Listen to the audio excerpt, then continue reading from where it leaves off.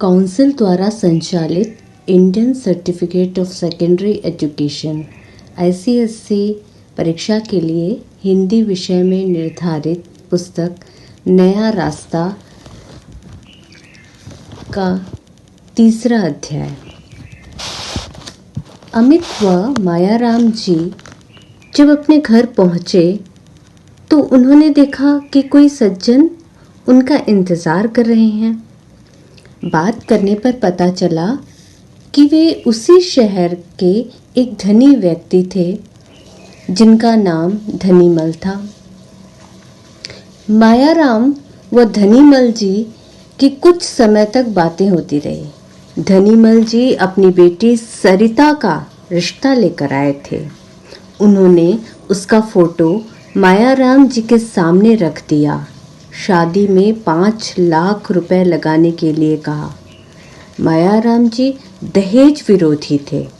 उन्होंने धनीराम जी से कहा कि इसकी कोई ज़रूरत नहीं है, हम भी एक लड़की देख कर आए हैं, पसंद भी आ गई है सबको। वे नहीं चाहते थे एक बड़े घर की लड़की लेकर वे अपने बेटे को बेच डालें। उसके पाँव में वे बेड़ियां नहीं डालना चाहते थे। मायाराम जी के मना करने पर भी धनीमल जी ने कहा, मेरी तो बस 3 बेटियां ही हैं, मेरे मरने के बाद सब कुछ इन्हीं का है। यह कहकर वे उठ खड़े हुए और चलते चलते कह गए कि आप विचार कर लीजिएगा, मैं कल आकर मालूम कर लूंगा। सरिता का फोटो उनके सामने था। माताजी, पिताजी, अमित व उसकी बहन सभी ने उस पर विचार किया। उनकी कुछ समझ में नहीं आ रहा था कि क्या किया जाए। तभी उनके पिता बोले, भाई लड़की तो मीनू भी अच्छी है, साधारण परिवार की है तो क्या हुआ, पढ़ी लिखी है, काफी गुणवती लगती है, उसकी बात करने का तौर तरीका मुझे बहुत पसंद आया। माताजी शायद कुछ पैसे की तरफ झुक चुकी थी। वह बोली, रूप रंग में तो कम धनीमल जी की लड़की भी नहीं है। फोटो दिखाते हुए बोली, देखो फोटो कैसे तीखे नाक नक्श हैं इसके, और भाई तौर तरीके आदत का तो साथ रहने पर ही पता चलता है। तभी अमित की बहन मीनू का फोटो भी उठा लाए। सरिता और मीनू दोनों के फोटो सामने रखकर देखने लगी।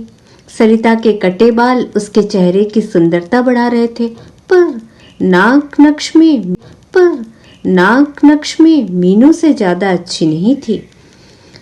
तभी अमित ने माताजी से प्रश्न किया, माँ, बड़े घर की लड़की क्या तुम्हारे साथ रह सकेगी? क्या हमारे घर के वातावरण में घुल मिल सकेगी? माँ को लगा शायद अमित सरिता के रिश्ते को तैयार नहीं है, इसीलिए वह बोली, बेटे व्यवहार का तो किसी का भी पता नहीं है, ना तो सरिता के बारे में ही कुछ कहा जा सकता है और ना ही मीनू के बारे में। व्यवहार का तो साथ रहने पर ही पता चलता है। फिर भी माँ देख लो तुम्ही, कहकर अमित चुप हो गया।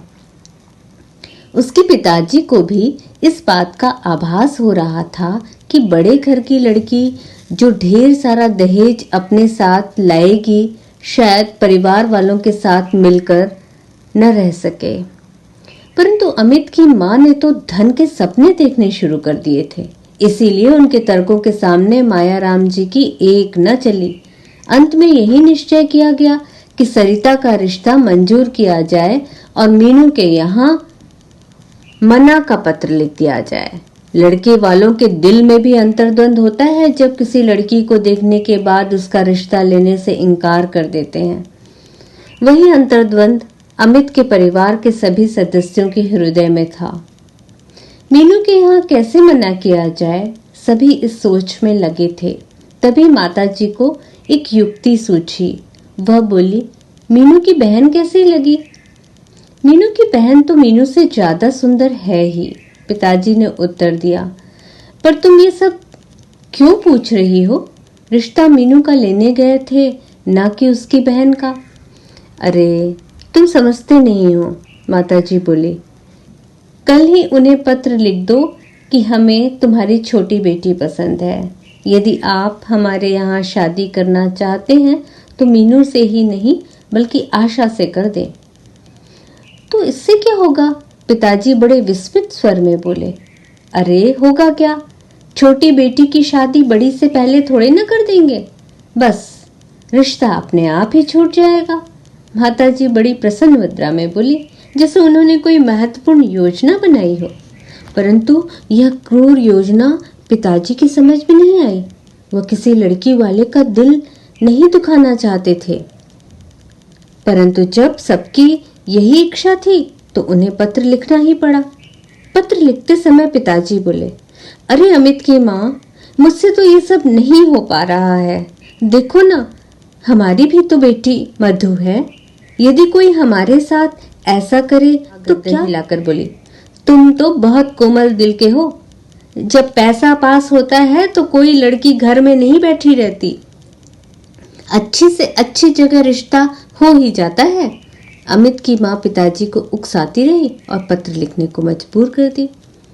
पत्र लिखने के बाद पिताजी को लगा कि शायद उनसे कोई घोर अपराध हो गया है। उनकी मनस्थिति विकल हो गई। उन्हें आभास था उस पीड़ा का, उस दुख का जो पत्र मिलने के बाद लड़की वालों को होना था।